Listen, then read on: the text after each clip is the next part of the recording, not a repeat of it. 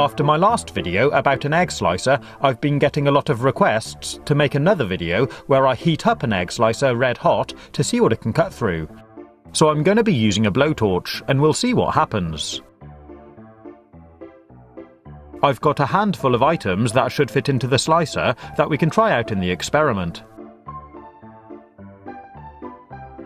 And I thought the easiest one would probably be this wax tea light candle, which will hopefully melt as the red hot wires go through it. And I'm removing it from the metal tray. So I lit up the blowtorch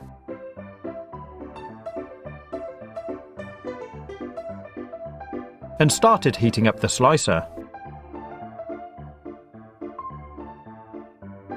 You can see the thin wires heat up really quickly, and they actually start to move as they expand and contract with the heat changes.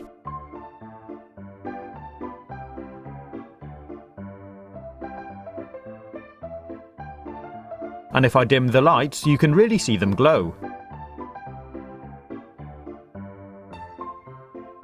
Although they heat up very quickly, they also cool down very quickly too, because they're so thin.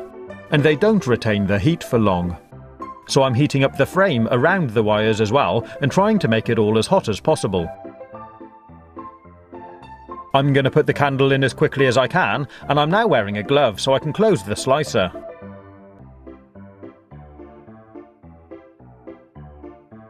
You can see that absolutely nothing appears to happen. And even if I add a little pressure, it doesn't cut through.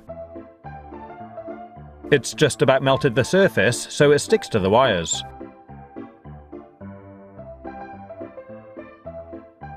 So I thought I'd try again with something else, like one of these crayons. So I heated up the slicer again,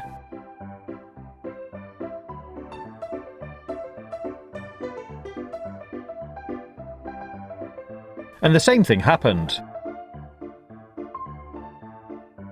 It melted slightly on the framework of the slicer, but it hardly marked the crayon at all. The thin wires, which have a large surface area to volume ratio, just don't retain enough heat. They cool down too quickly, and if you do heat them up too much, you can actually melt through them. If we look at a kitchen knife, the metal blade is far bigger and generally thicker than the thin wires of the slicer.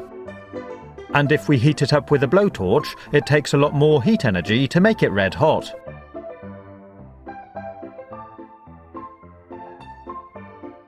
But the surface area to volume ratio of the blade is a lot lower than the slicer wires, so it retains heat better.